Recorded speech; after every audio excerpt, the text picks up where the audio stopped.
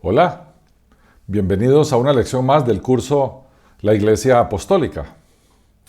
En esta lección vamos a hacer un recorrido por los primeros 3 siglos de la Iglesia y vamos a escuchar las voces de los llamados padres de la Iglesia, aquellos que fueron discípulos de los apóstoles o discípulos de los apóstoles, lo que ellos escribieron y opinaron en relación a cómo se reunían y se congregaban en aquel tiempo. Nuestro curso ya avanzado, vamos por la lección número 7.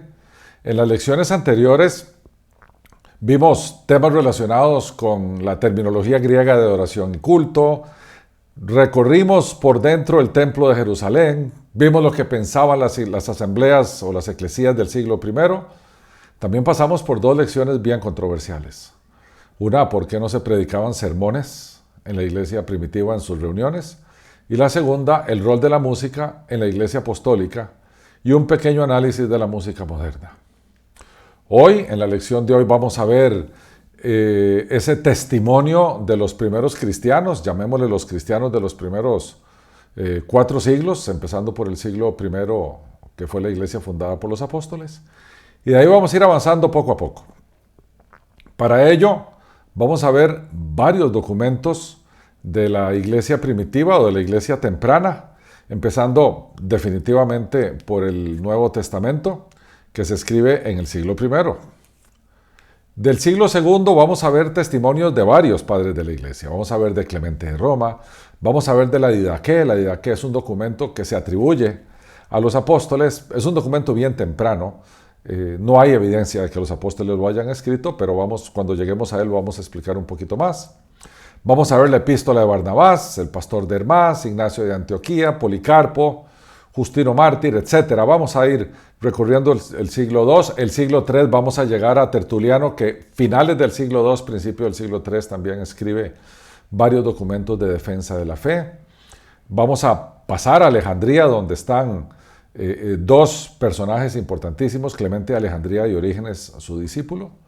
Y finalmente vamos a llegar al siglo IV, allá en los años 330, 350, donde veremos documentos relacionados con el principal historiador de la iglesia temprana, que es Eusebio de Cesarea, y muchos otros más. Hoy en día, en los archivos de documentos antiguos tenemos todo esto, tenemos una variedad interesantísima de documentación de la iglesia temprana, que nos va a servir de mucho para nuestro curso de la Iglesia Apostólica. Entonces, empecemos nuestro recorrido entendiendo cómo los primeros cristianos entendían sus reuniones. Y vamos a ir a ver terminología que, a lo largo de todo el curso la hemos estado utilizando. Sabemos que alrededor del año 55 se escribía el libro de los Hechos de los Apóstoles. También varios de los evangelios empezaron a escribir por ahí, las cartas paulinas, y ahí cada vez que la iglesia se reunía, y que particularmente el apóstol Pablo o Lucas en su libro de los Hechos de los Apóstoles hablaban de qué hacían cuando se reunían. Primero hablaban de reunirse, la palabra sunagó, que es el término griego que se usa ahí. Las iglesias se reunían. ¿Cómo se reunían? En asamblea, o el término griego eclesía. ¿Y qué era lo que hacían ellos? Se juntaban como hermanos, como comunidades. Sinerkomai es la palabra griega que habla de juntarse, de estar juntitos, de estar como en una comunidad o en una familia de la fe. Bueno, tan temprano como en el año 100, que es cuando se cree que la Didaqué se escribe, la Didaqué es un documento muy temprano que más diríamos que podría servir o tiene la función más bien de decir cómo es que se congregaban los creyentes, qué ocurría cuando los creyentes se congregaban, y hace una relación. Es un documento que no es largo, es corto y está disponible primero en siríaco, ahí fue donde se encontró primeramente, y está disponible para todo el mundo. Se puede encontrar a lo largo de la internet y leerlo bien. Y ese documento, allá por el año 100, dice: en el día del Señor nos juntamos, vea la palabra de juntarse, partimos el pan, eso es comer, y damos gracias. Por ahí empezamos a ver que los creyentes les fascinaba, les encantaba estar juntos. ¿Por qué? porque interactuaban juntos, porque se conocían, porque intercambiaban ideas, conocían sus vidas, conocían sus familias, comían juntos y daban en acción de gracias. Bueno, tenemos a Ignacio de Antioquía. Ignacio murió allá por el año 110. Él se dice que era discípulo tanto de Pablo como de Juan. Antioquía era uno de los 5 centros cristianos más importantes de la época, junto con Constantinopla, Roma, Jerusalén y Alejandría. Ignacio de Antioquía, o sea, el obispo de la ciudad de Antioquía, escribe a los efesios, o sea, a los creyentes en Éfeso, lo siguiente: diligentemente entonces reúnanse con más frecuencia para dar gracias y para la gloria de Dios. Porque cuando ustedes se juntan frecuentemente en un solo lugar, los poderes de Satanás se destruyen. Ya vemos que se juntan para ser solidarios, se juntan para hablarse entre ellos, se juntan para amonestarse entre ellos, se juntan para dar gracias. Esa era la vida de la iglesia temprana. Posteriormente, allá por alrededor del año 112, Plinio, que era un científico romano, abogado, le escribe a Trajano, que era el emperador de la época, lo siguiente: los cristianos afirman que ellos tienen el hábito de reunirse en cierto día fijo antes que haya luz y cantan con versos alternativos un himno a Cristo. Después es su costumbre separarse y entonces reunirse para compartir unas comidas. Ellos disfrutaban cantando juntos y claramente le cantaban un himno a Cristo, pero le cantaban juntos. Ellos se edificaban, ellos se reunían todas las semanas y después de separarse y volverse a juntar, comían juntos.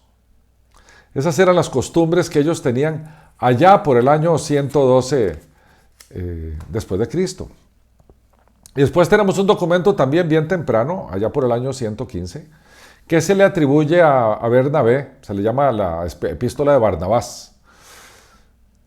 Barnabás es el nombre en arameo de Bernabé, quien se dice fue el compañero de Pablo allá en Antioquía y el compañero de aventura de Pablo durante el primer viaje misionero. A él los padres de la iglesia le atribuyen esta carta que se llama la epístola de Barnabás, que está registrada también en uno de los manuscritos más antiguos que se llama el manuscrito del Sinaí o el Sinaítico, que están todo el Nuevo Testamento y la carta llamada a Bernabé. Bueno, este documento, independientemente que lo escribiera Bernabé u otra persona, es un documento de un cristiano y dice: no vivan una vida solitaria apartándose, más bien júntense en un lugar y hagan requerimientos comunes en lo concerniente a su bienestar general. Otra de las razones por las cuales los creyentes se juntaban en asamblea o en eclesía era también para ver quién estaba bien y a quién había que ayudar. De nuevo, es un sentido comunitario diferente.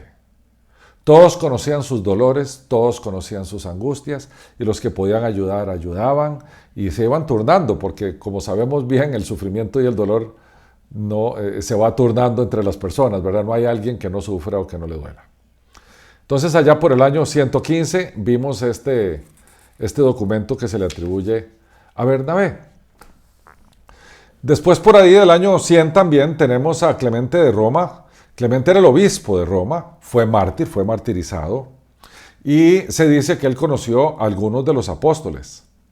Esta segunda de Clemente, esta carta de Clemente, en realidad Clemente escribió una carta a la iglesia en Corinto, pero esa carta se ha encontrado en 2 manuscritos diferentes. Entonces, una parte en un manuscrito y otra en otro, por lo tanto, se le dice el primer manuscrito o el segundo manuscrito, y después pasó a decirse primero o segundo de Clemente. Pero en realidad es una sola carta la que escribe Clemente a los Corintios. Y así dice: juntémonos más frecuentemente e intentemos avanzar en los mandamientos del Señor, con el propósito de que todos nosotros seamos de una sola mente y nos juntemos para la vida. Vean qué belleza estarse juntando de esa manera. Después, años más tarde, 60 años después, Justino Mártir, Justino era un filósofo pagano y se convierte al cristianismo.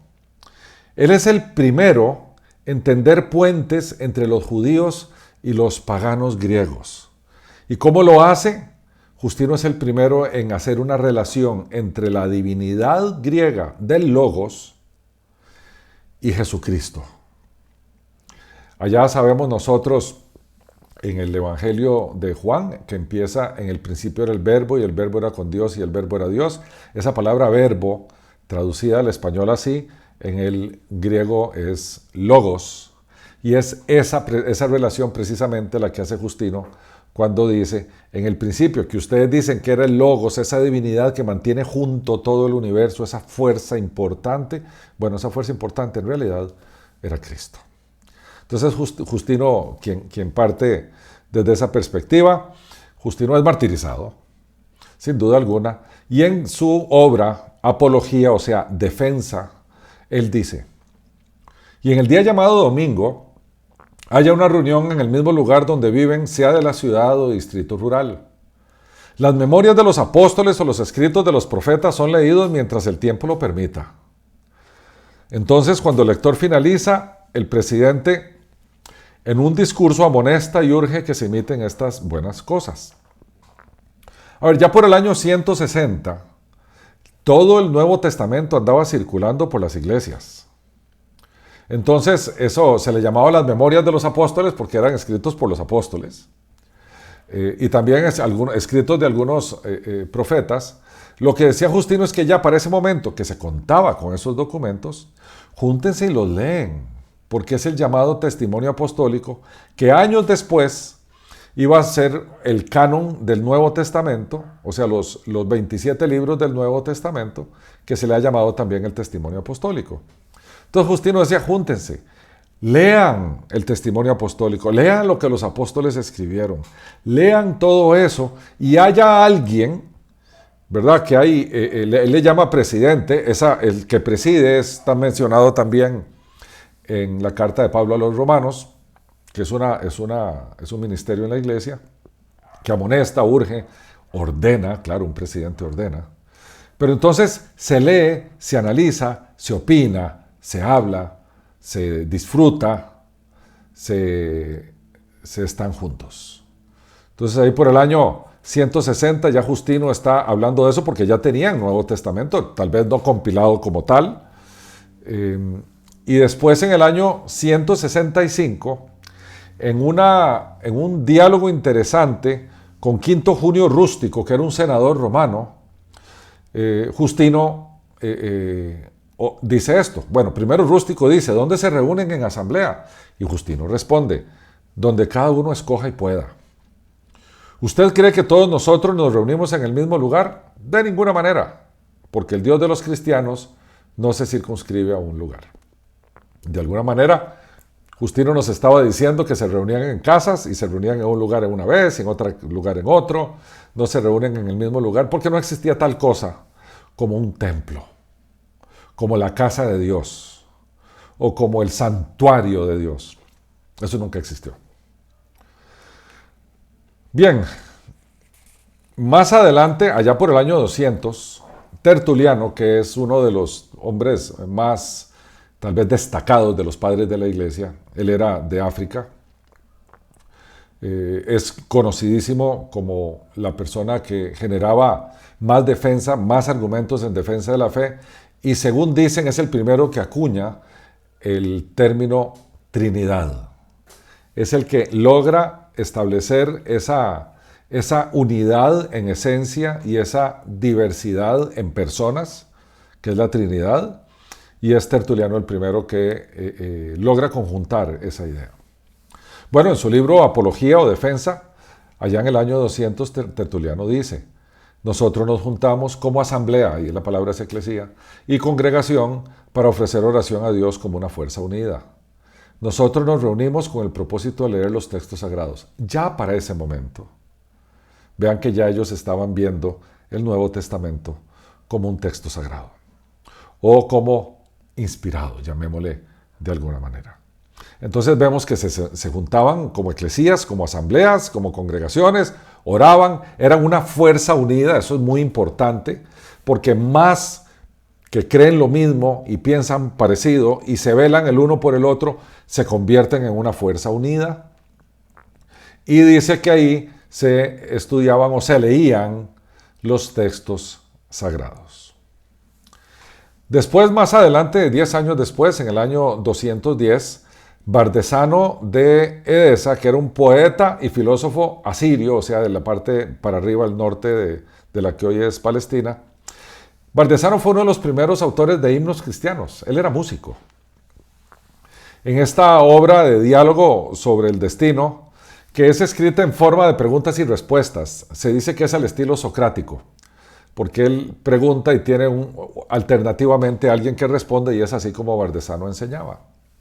Bardesano en esta obra dice: donde quiera que estemos, somos llamados a partir del nombre de Cristo cristianos. En un día, el primero de la semana, nos reunimos juntos en asamblea. O sea, nos reunimos juntos en eclesía.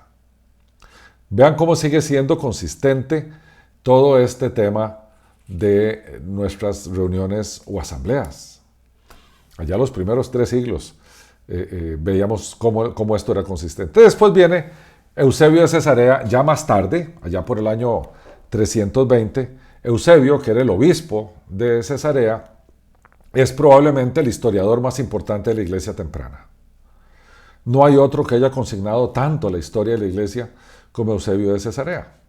En su obra, llamada Historia de la Iglesia, él escribe: ninguno de nuestros hermanos se atrevió a convocar reuniones o incluso a aparecer en público. No dijo que pudiéramos celebrar reuniones, construir casas de asambleas o llevar a cabo ninguna de nuestras otras costumbres. Recordemos que ya estaba la iglesia perseguida. Entonces esas persecuciones a veces eran más intensas, a veces eran menos intensas. Cuando eran poco intensas se reunían un poquitito más tranquilos. Cuando eran más intensas ellos se reunían a escondidas. Tal vez inclusive algunos perseguidos no aparecían en público. Lo que dice Eusebio es: no dijo que pudiéramos celebrar reuniones, construir casas de asambleas o llevar a cabo ninguna de nuestras otras costumbres. No hay tal cosa como las casas de asambleas, eran casas privadas de gente, casas privadas, ¿verdad? Eusebio, también allá por el año 320, escribe: pero los excesos de Licinio, un emperador romano, superaba a todos los demás en crueldad salvaje. Allí algunas de las iglesias de Dios fueron arrasadas, otras fueron cerradas, para que nadie acostumbrado a frecuentarlas pudiera entrar en ellas ni prestar a Dios el servicio que debemos. Aquí, ya por el año 320, empezamos a ver edificios dedicados a reuniones cristianas. Y esto es sumamente importante, porque cuando veamos y estudiemos dónde se empezó a desviar la iglesia en términos de abandonar el modelo inicial de los primeros 3 siglos y empezar a tomar o adoptar un poco el modelo de templo, ya sea de los templos paganos o del templo de Jerusalén del Antiguo Testamento, vamos a empezar a ver que lo primero que ocurre son estas cosas. Empiezan a construirse lugares que después son llamados templos. Y en esos lugares empiezan a tomarse, también lo vamos a ver más adelante, la cena del Señor, no como un recuerdo de su sacrificio, sino como un sacrificio. Eso empieza a partir del año 320, 325, y ahí es donde empieza la desviación histórica. Ya aquí empezamos a verlo. El mismo Eusebio en el año 335, orando, porque ya Constantino él decía que se había convertido al cristianismo, ya había pasado todo un episodio que vamos a ver en la siguiente lección. Dice Eusebio: nuestro Salvador una vez más adornó el mundo con santos templos. Vean que ya 335 ya hay templos. Y ya se usa la palabra templo. Y casas de oración consagradas en cada ciudad y pueblo. Ya habla de lugares consagrados para Dios. Ordenando la erección de iglesias y edificios sagrados para honra del Dios supremo y Señor de todos. Estos edificios sagrados se llaman iglesias o casas del Señor. ¿A partir de cuándo? Vean por quién está escribiendo esto Eusebio. Por Constantino. Recordemos que el emperador Constantino lo primero que hace es legalizar, o sea, hacer legal el movimiento cristiano.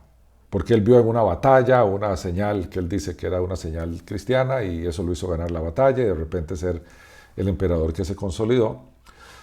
Y entonces, al él permitir el culto cristiano públicamente, ¿verdad?, legalizarlo, él también empieza a construir casas, digámoslo así, para las asambleas, que después son llamados templos o edificios sagrados, y ahí es donde todo se empieza a perder. Eso lo queremos destacar porque así de temprano es cuando el cristianismo se empieza a torcer en términos de su estilo de iglesia. Ya se empezaron a utilizar terminologías de templo, por ejemplo, culto, sacrificio. Ya no eran reuniones para edificarse, para consolarse, para ver quién tenía algún problema y ayudar a resolverlo, solamente para leer esos primeros documentos históricos llamados Nuevo Testamento, ¿verdad?, ya sea evangelios o cartas. Ya por ahí, ya con esa influencia que venía de Constantino, muy fuerte en términos del paganismo que vivía en el Imperio Romano y que tenían templos por todo lado, templos paganos, tales templos paganos. Después, dos emperadores después, el cristianismo se oficializa como la religión del Imperio Romano, se vacían todos los templos paganos, se sustituyen por templos cristianos, en vez de ser sacerdotes paganos, pasan a ser obispos cristianos y empieza todo este problema de templos y sacrificios y sacerdotes y cosas que se nos fue deteriorando con el tiempo. Bueno, ¿qué impulsó a los cristianos a usar la terminología del templo allá por el año 335? Yo creo que hay que regresar otra vez a un concepto que trabajamos, creo que fue en la lección 3, sobre qué pensaban los cristianos tempranos sobre templo. Y regresamos otra vez a la famosa epístola de Bernabé. Y vemos en el año 115 lo que Bernabé escribe. Por último, les hablaré del templo y de cómo esos miserables pusieron su esperanza en el edificio como si fuera la casa de Dios. Dios verdaderamente habita en nosotros. Este es el templo espiritual que se está construyendo para el Señor. ¿Cuál es ese? Bueno, Pedro nos dice que es la iglesia porque todos nosotros somos piedrecitas en ese templo. Pablo dice que nosotros, nuestro cuerpo, nuestro ser, es templo del Espíritu Santo. Entonces la reacción de Bernabé es esa. Está hablando de cómo se les ocurre pensar siquiera en construir o hacer alguna casa para Dios. Policarpo, el obispo Policarpo, el mártir famoso, escribe allá por el año 155, toda la multitud, escriben de él, toda la multitud exclamó con ira incontrolable y con gran grito, este es el maestro de Asia, el padre de los cristianos, el destructor de nuestros dioses, que enseña a muchos a no sacrificar ni adorar. Todo eso es terminología de templo. Sacrificar es terminología de templo. Adorar es terminología de templo. Y lo que decía Policarpo el mártir, Policarpo de Esmirna, es que nada de eso tiene que ver con el Dios verdadero y con el Jesucristo que murió en esa cruz. Policarpo afirmaba eso y por eso fue martirizado y asesinado. Eso ya estamos hablando del año 155.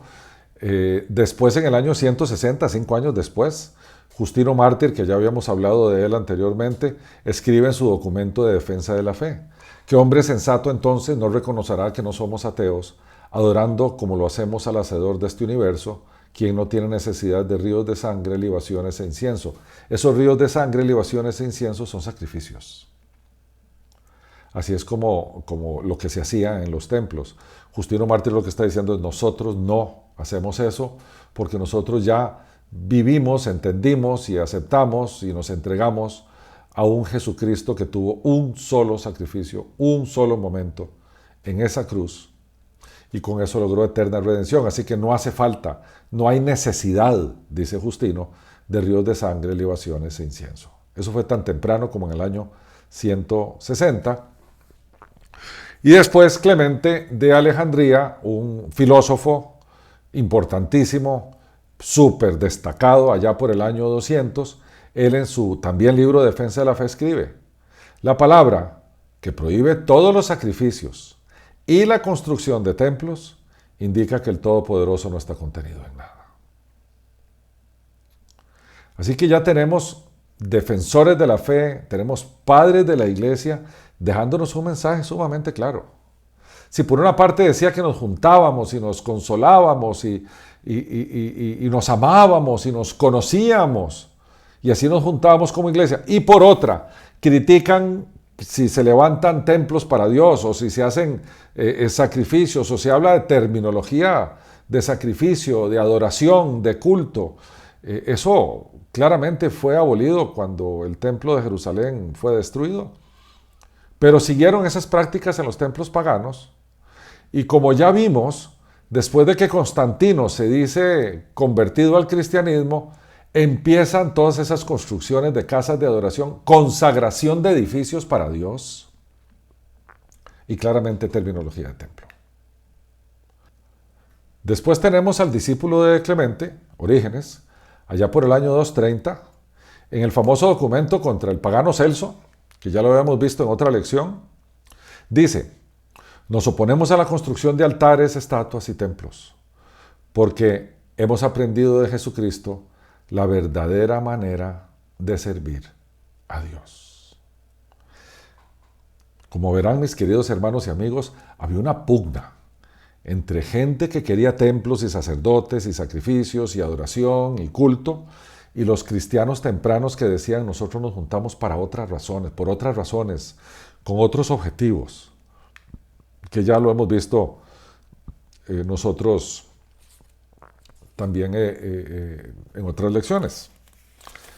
Después tenemos a Arnovio de Sica, ya estamos entrados más en la historia, en el año 300, que Arnovio era un pagano convertido al cristianismo, que se hizo un tipo que andaba buscando polémicas, se les llamaba polemistas, y en esta obra contra el pagano, él criticaba en la obra los cultos, cómo se hacían dioses antropomórficos, ¿verdad?, con forma humana, y cómo los dioses se relacionaban entre sí, que era mucho mitología griega, que después pasó a ser mitología romana.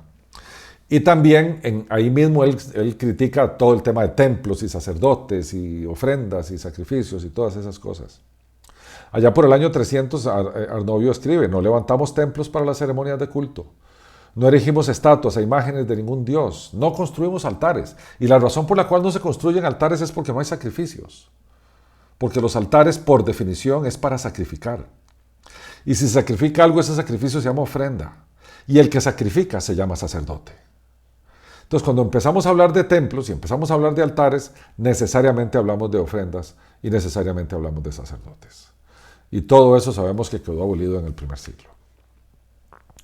Entonces, concluimos también que en los 3 primeros siglos los cristianos se resistieron a ver sus lugares de reunión como templos y no usaron terminología propia de eso. No usaron terminología ya sea de la que se usaba en el templo allá en el Antiguo Testamento, en el templo de Jerusalén, ni tampoco ninguna, que era la misma, solo que aplicada al paganismo, ninguna terminología en templos paganos. Los cristianos del primer siglo, del segundo siglo y de la mitad del siglo tercero se rehusaban a hablar de templos y hablar de todo eso porque ellos sabían que se congregaban una vez por semana. Ellos tenían por costumbre hacerlo el domingo, el primer día de la semana, que ellos le llamaban el Día del Señor, porque era el día que Jesús había resucitado. Nosotros entendemos que en el Nuevo Testamento no se prescribe que nosotros nos reunamos domingo. Sabemos que por costumbre ellos lo hacían. Lo único que dice nuestras Biblias es que hay que santificar un día de la semana para Dios. Y ellos pues sabían por qué ellos se congregaban. Y se rehusaban a regresar a las viejas costumbres del templo o a adoptar costumbres paganas de su época. Ya vamos terminando el curso, nos faltan 2 lecciones más.